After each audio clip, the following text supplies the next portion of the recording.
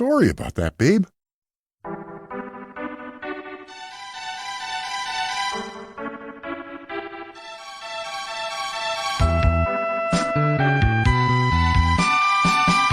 Alright guys, welcome back to another unboxing. This time we're kind of circling back to a game that I've already played twice for my channel. I played this version, the retail version, and I've also played the Naming Way Hack Edition. I'll link all those playthroughs and reviews in the pinned comment description below. So unfortunately this box isn't in the best of shape. I got it off a Craigslist lot back in the college years. But you know what, I appreciate stuff like this because it was loved and used by the former owner. So, let's take a look at what we have inside. Some decent stuff in here. I will say that everything's not in the best of shape, unfortunately. The cartridge is in good shape though, which is good. But the manual is a little rough on the cover. The inside's fine, and there's some staining on the map.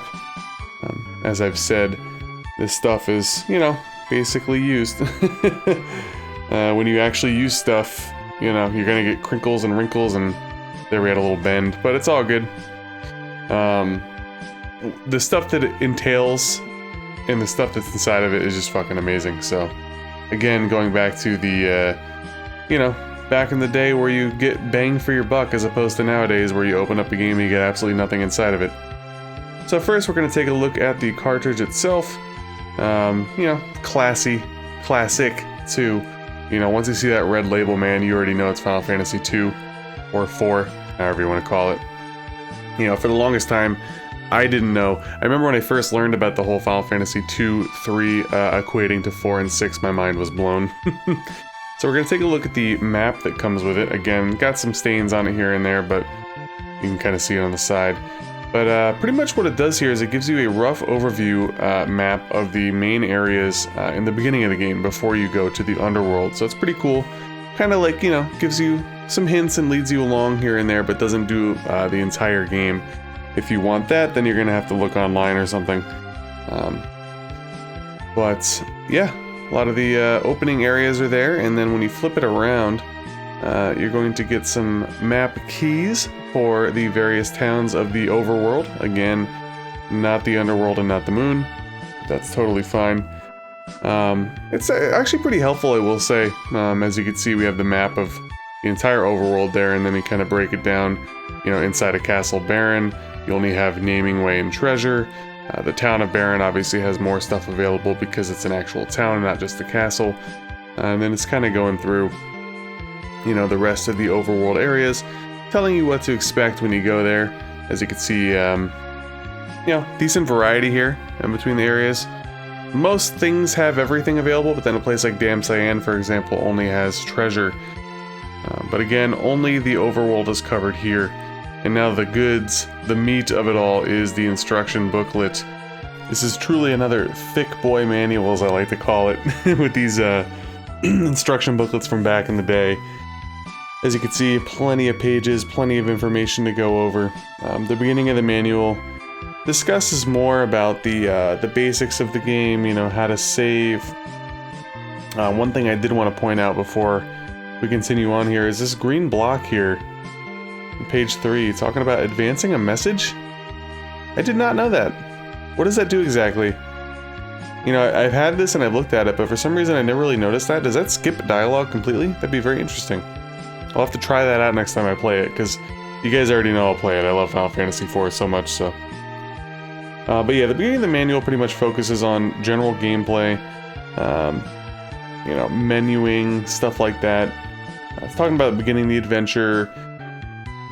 Gonna go over buying and selling, equipping. It's gonna go over the battle structure and the different commands. Going over all your menuing and stuff. So pretty much, you know, if you're a noob to the series, then I would say read this over. Obviously, if you're a veteran of the Final Fantasy series, for the most part, you don't need to read it over. But, you know, certain things like status conditions and whatnot, you know, they change as the games go along. So it's not the end of the world to give it a quick look-see, maybe a refresher, something along those lines. The battling system is different from the older games, so that's something to consider. Breaking it down right here for you guys. Retreating, always a good thing. Anyways, so after you go through all that kind of stuff, you start off with the actual strategy guide portion. As you can see, the Village of Mist there. And then you just go step by step through the beginning of the game. I think it ends off right when you get to the underworld or something like that. I don't want to like completely go over every single thing that you're seeing here. You know, it's a little bit redundant, but I'm just kind of giving you guys the taste of what you could expect. Pretty much, this will hold your hand to the beginning of the game. Like, you don't need a strategy guide online or anything like that. You don't need to watch any videos. This will do a pretty good job of getting you to where you need to go. I can't recall if it discusses like grinding at all, but obviously, you know, if you guys are playing an RPG, it's always good to grind a little bit. But everything else, as far as like tips and tricks and strategies for certain areas of the game, because you know, with these types of games, gimmicks are always coming into play. You know, here we're talking about the antlion den. Early, well, I guess it's relatively early in the game still, yeah. And then, oh yeah, that's right, Mount Hobbs, where you finally meet Yang. So, obviously you guys could see, kind of blocks them off into these little green rectangles when you first encounter certain characters. The guide will kind of spotlight them for you. As well as, you know, major events like when Cain betrays you and stuff like that. There's a big turning point in the game there, Mount Ordeals, for many different reasons. I don't want to, you know, completely spoil it, because again, if you guys want to watch any of my playthroughs or anything like that, feel free. Or play it yourself, because this game is absolutely amazing.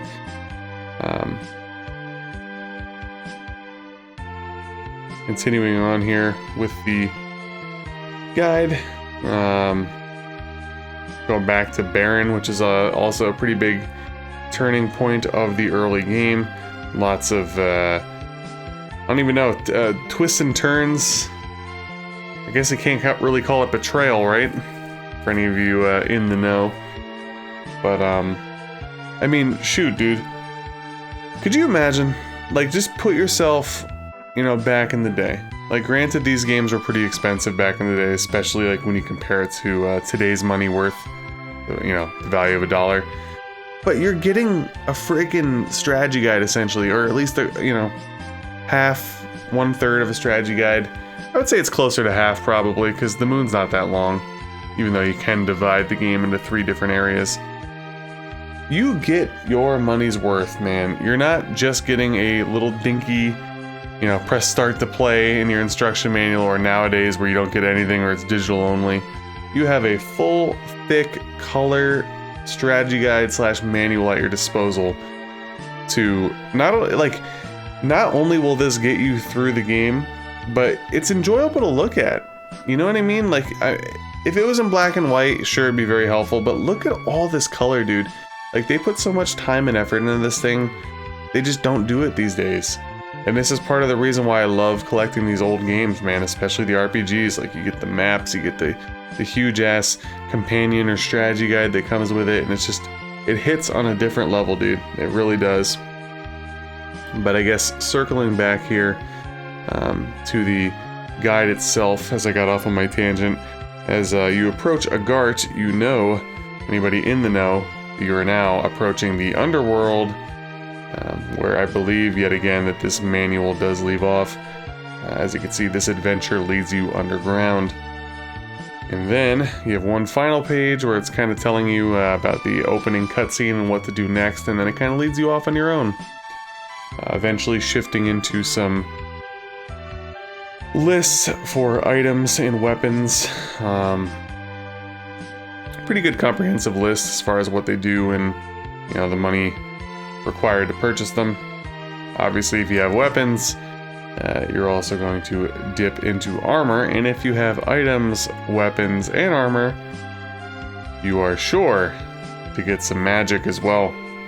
And then another neat little thing, you know, especially for those of you that want to keep everything all in one place, are the memo pages that are upcoming. You know, write down some notes. There's plenty of things in RPGs, man, to write notes about. So anyways, guys, I know this was a little bit rambly, but I hope you enjoyed the video. If you did, please leave a like, comment, subscribe if you haven't already. Take care.